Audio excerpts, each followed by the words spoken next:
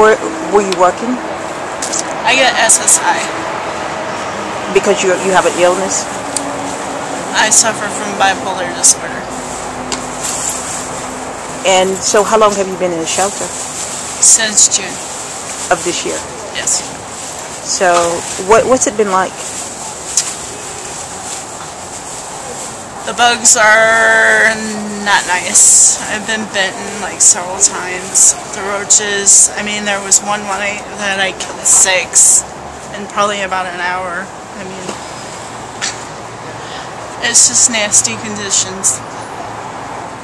And if we're not out of the shower, they lock the back bathroom.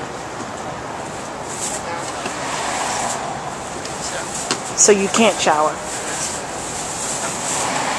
We have to be out of the shower by 10 o'clock because that's when the lights go on. We went from place to place. First we had to sleep outside while I was waiting for the psychiatrist to do the paperwork so that I could have him labeled as a service animal.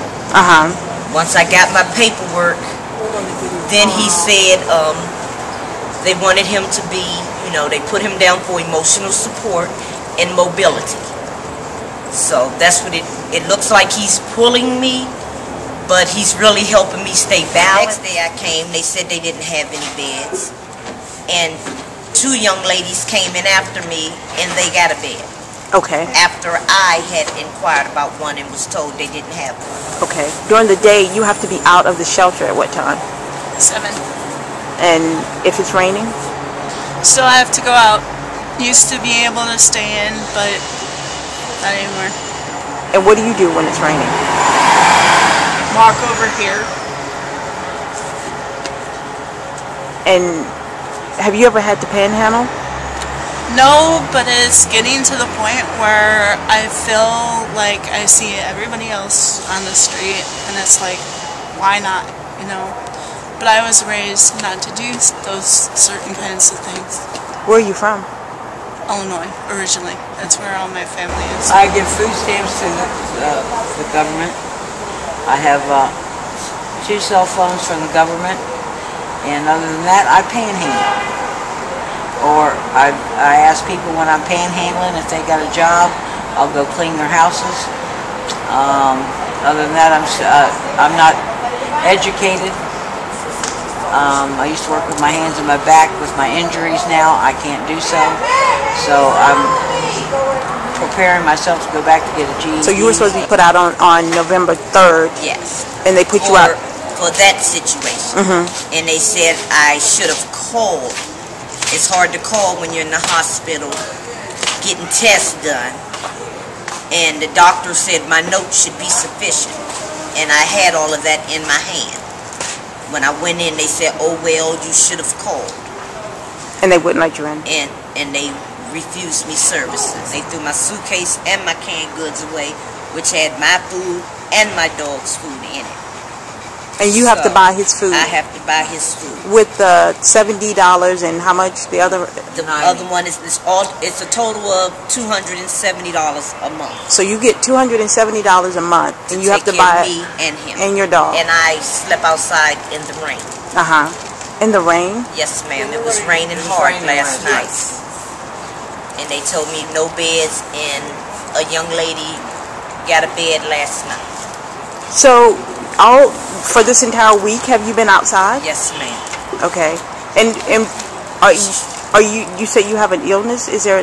Yes, I suffer with anxiety, depression, asthma, depression. I've had back surgery. That's why I have him for my mobility.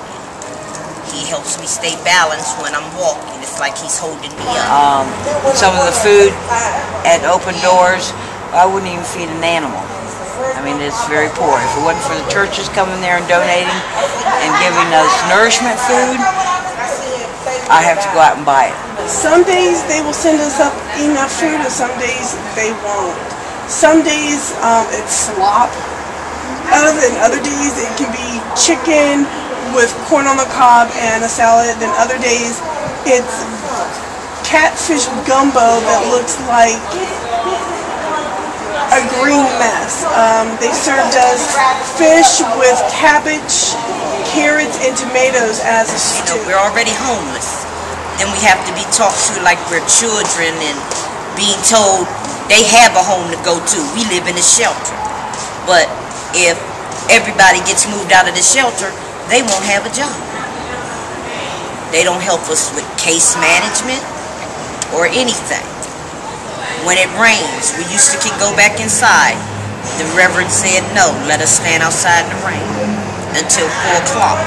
And she doing us a favor by letting us come in at 4. There's bed bugs that are bad. They talked about they were going to do a bomb. We all packed up ready for it. That night they said they canceled it. We still having issues with bed bugs. And roaches. And roaches. And we're the ones that are wiping it down and sanitizing the place so we don't get bitten. They're not supplying anything. He cut his foot. It was real bad. It had to get staples in it from the negligence and the glass and stuff that they had around the shelter. He stepped on it and cut his paw. How much did that cost to get? I don't even want to talk about it. It was close to $1,500. They told me we can't accommodate no dog for no bed rest. My dog is like my child. So because you're being hatred, you're going to let my dog go outside in the hot sun with a messed up foot. He can't walk. So I was without my services because I wasn't going to leave him with The anyone. toilets will overflow. The showers will overflow. Is that with sewage or with? With just, they don't do the maintenance that needs to be done. For a month, we had a busted toilet. Where are you now? Outside on the street, out in front of 425, 2nd and D Street. Okay. So In what? front of Open Door Shelter. What would you want to happen? What do you want to happen? I would want to happen for either for them to let me come back in. I've seen donations come in, and we don't see them. We don't get them. Or we'll get half of what has come in the door. Food, clothes, whatever. Cases of water have been dropped off, and we've ended up getting 1 case. Coffee has been dropped off. We don't get that coffee. I feel that the staff that we do have there have been there for way too long. It's time to clean house. Then they put rat poison down, and on No notice. I mean, no. they didn't post a sign. They put it down where he goes to the bathroom at, and he got into it, and he's on bed rest for 5 days. I wasn't worried about me. I was concerned for him because they said they did a clot test. That's what they do on dogs to make sure the blood is clotting right. Because if not, if he cuts something, he'll just keep bleeding. So I brought that to their attention. They said, oh well.